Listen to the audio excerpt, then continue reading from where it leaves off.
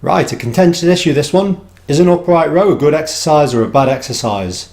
Well, what you've got to remember is most, if not all, gym exercises that we all do and we all say, oh, this is the way to do it, were invented effectively by bodybuilders from the 1950s, 60s and 70s for the main. And what you've got to remember is they're not scientists, they're not physios, they're not exercise specialists. They're just people who, through trial and error, based on what worked for the results they were after, was what they did, and what they found worked is obviously it does work. The reality is, though, they never thought about longevity. They never thought about, would I get injured, and so on and so forth.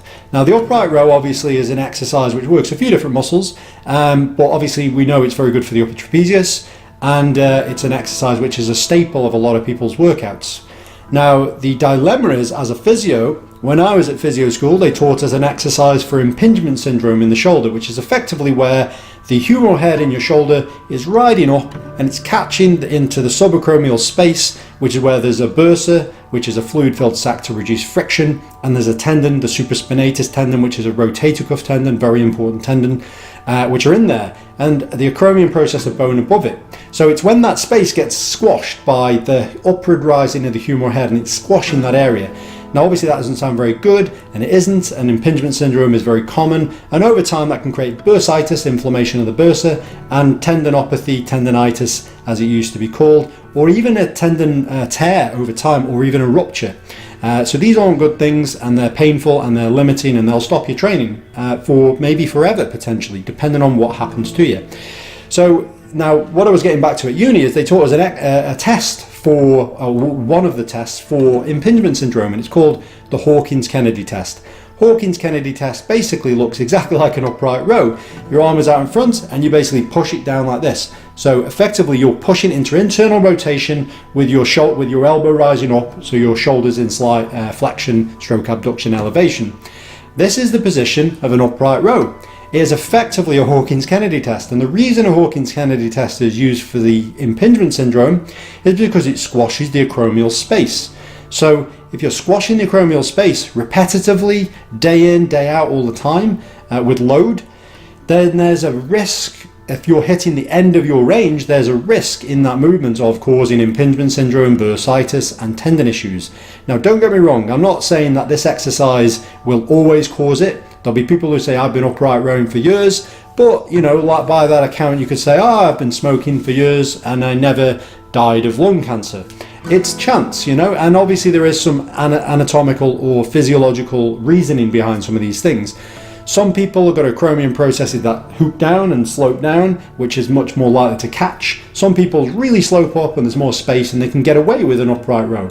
Other people might have better muscle balance, and some people with less muscle balance around the shoulder. And again, that's going to influence how well they'll get away with an upright row.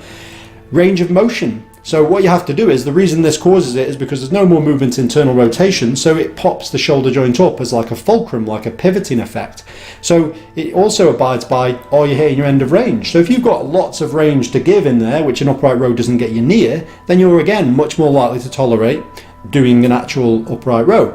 So it doesn't mean categorically upright rows are bad, but there is, for most people, I would say, in most shoulders, there's a risk there.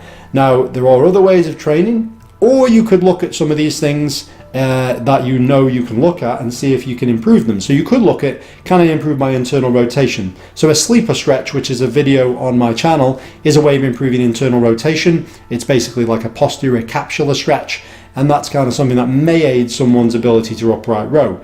But again, it depends. If they've got an acromion process that's just not going to play ball, and that's just anatomy, it's not going to change, unless you have a arthroscopic subacromial decompression where they shave the edge of it off, but they don't do that as a prevention, they do that because the problem exists. Well, put it this way, you've got to get good shoulder balance, you've got to have a good rotator cuff strength, you've got to have good range of motion, and then be lucky enough not to have an unusual acromion process. So obviously some of them things you'll know about, some of the things you can't know about, unless you obviously do an x-ray or imaging or whatever.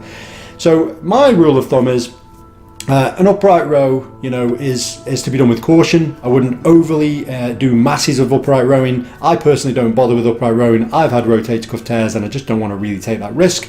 There are other ways and means of training the muscles that I want to train, and that's the beauty of resistance training. There are so many different ways around an exercise if you have a problem with one exercise.